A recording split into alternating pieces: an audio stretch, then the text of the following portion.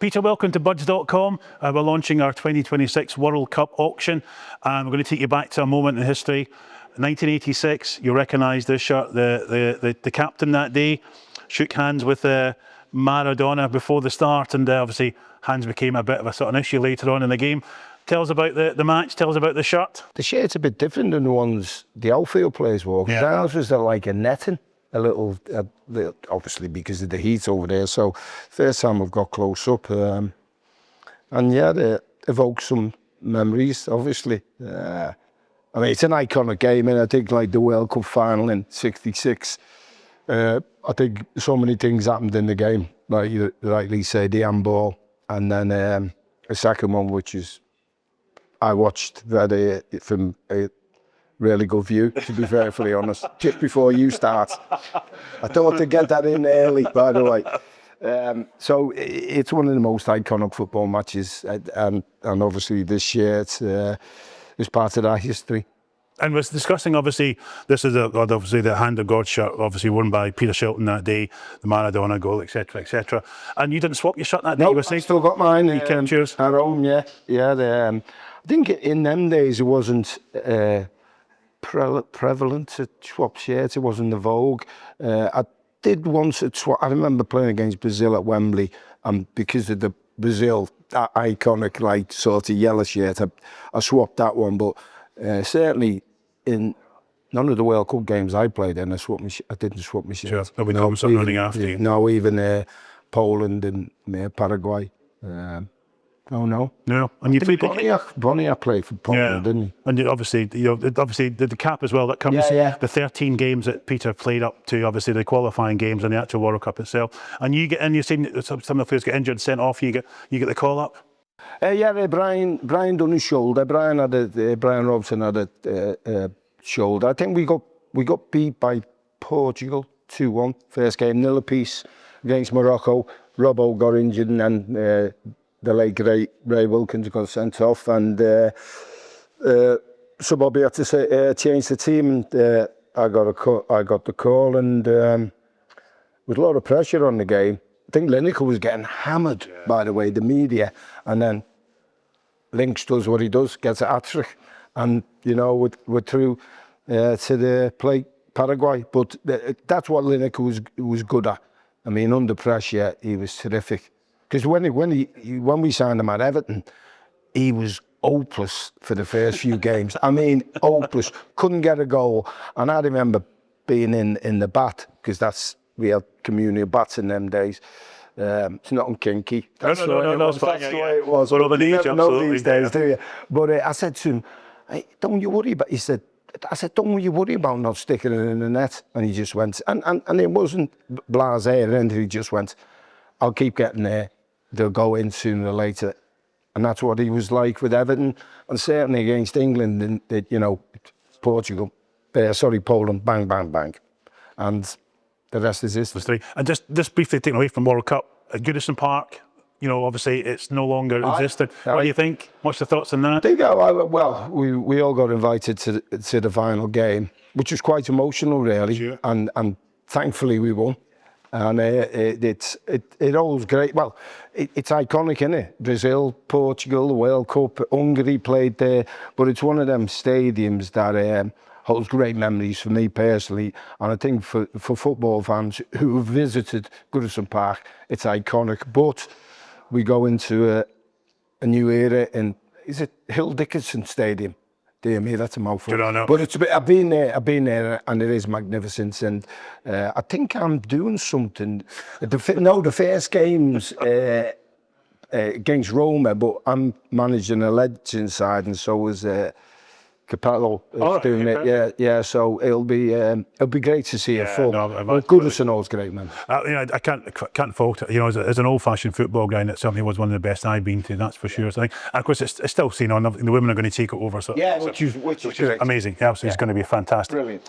So back to World Cup. Obviously, we've got some iconic here, but we discussed the Alan Ball shot the red World Cup final. Fantastic. Number 7. I mean, it's the iconic. That's the one I'd want, because I thought he was man of the match. And I was only 10 years old at the time, and I thought he was absolutely outstanding. I got to know him.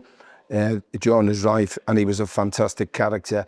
And that shirt, I think, is iconic. Yeah. For me, that is the best. Well, him and Nobby Stiles roommates, so they swapped shirts at the end of the game. So they swapped obviously in 7 and 4 sort of thing. And you were telling me just before you roomed with Stevie Hodge in '86. Yeah. And I showed you the Maradona shot after the game.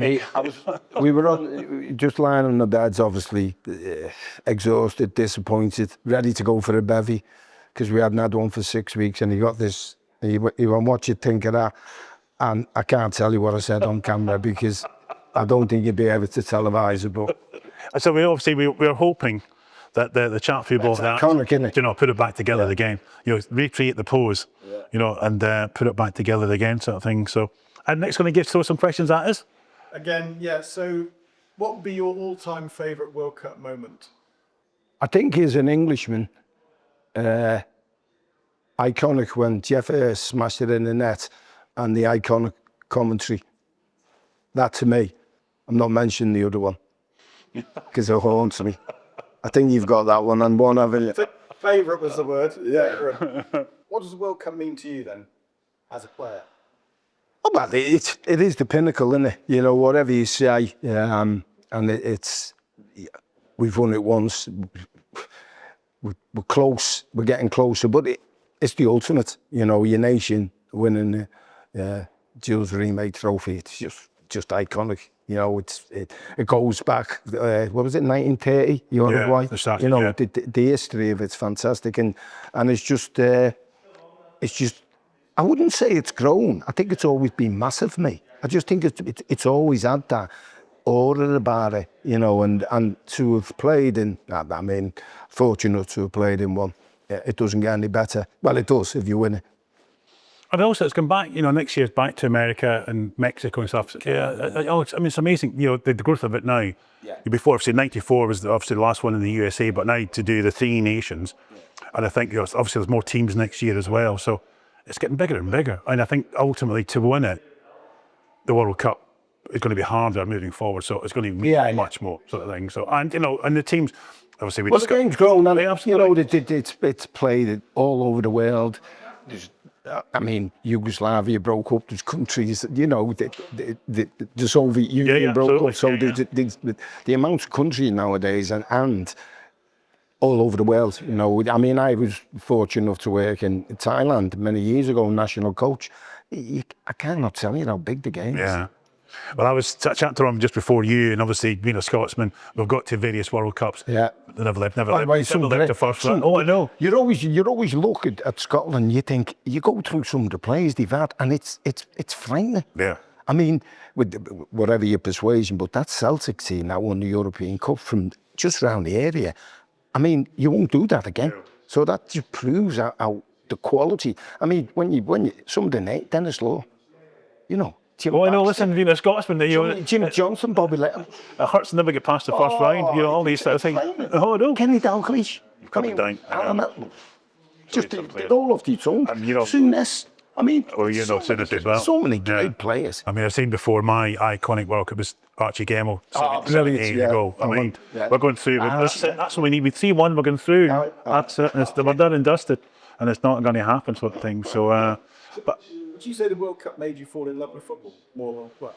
Well, I remember, so I'm a Celtic man, so my first memory, born in 70, would be Archie Gemmill, 78 World Cup, so the hype back in Scotland, we're winning it, there's no question about it, we're bringing the World Cup home. Ali McLeod has hyped up the whole nation, we got on that plane, Glasgow Airport, we're coming back to the World Cup. It was a no-brainer, it was like, gimme, we're getting the World Cup.